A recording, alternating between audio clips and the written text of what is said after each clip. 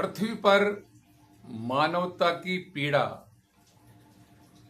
जब हद से अधिक बढ़ जाती है तो पृथ्वी की कोख से लावे के समान एक महापुरुष का जन्म होता है। हेलो साथियों, प्रकाश पुंज यूट्यूब चैनल पर हार्दिक स्वागत, अभिनंदन। आज की इस वीडियो में फूले की गौरव गाथा भाग 2।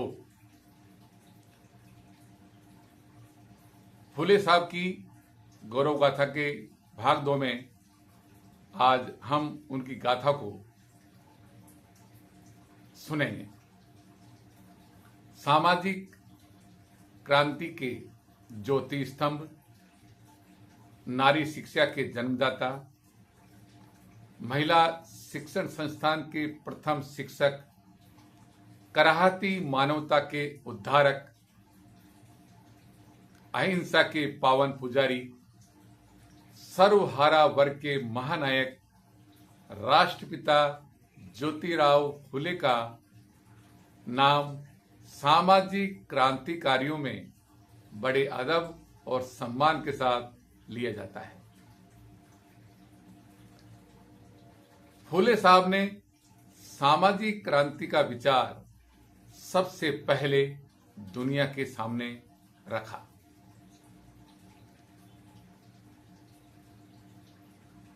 ढाई हजार सालों के बाद,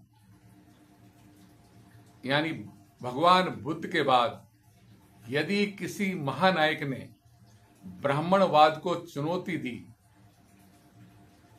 तो वे ज्योतिराव फूले थे।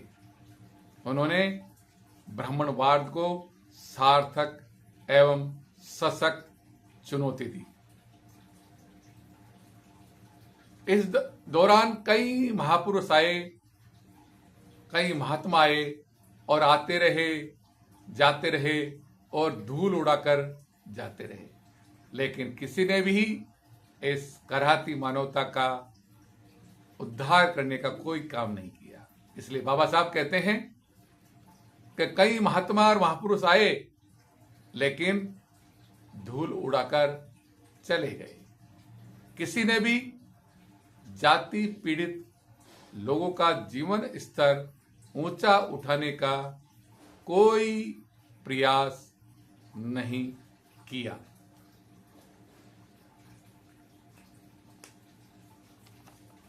जब मानवता की पीड़ा की हदें जरूर ज्यादा बढ़ जाती है तो पृथ्वी की कोख से एक लावा के समान एक महापुरुष का जन्म होता है, जो परंपराओं, रूढ़ियों, अंधविश्वासों और पाखंडों से लड़ता हुआ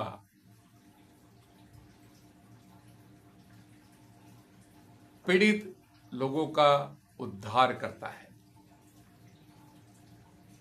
एक सामाजिक न्याय का, सामाजिक समानता का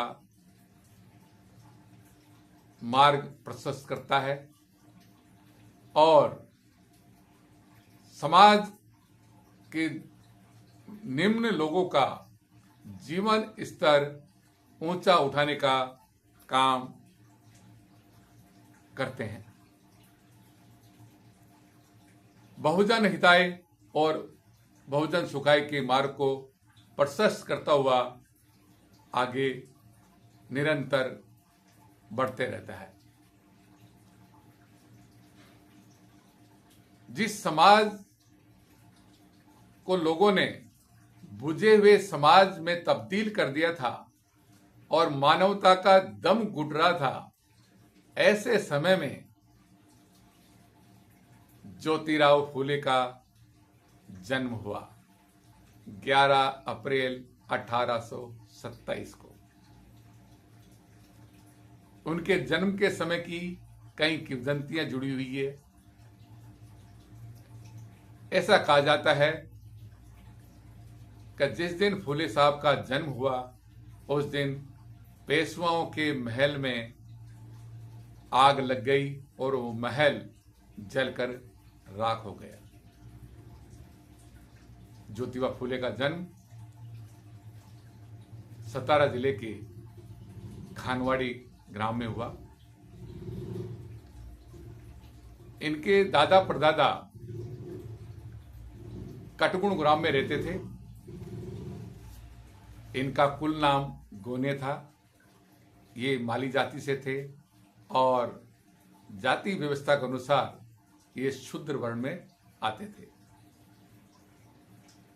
इनके पिताजी ब्रिटिश सरकार में नौकर थे, जिनका काम अधिकारियों की सेवा करना था। इनके पास थोड़ी बहुत जमीन थी। उस जमीन के कारण एक कुलकर्णी पटवारी और इनके दादा के बीच दुश्मनी हो गई।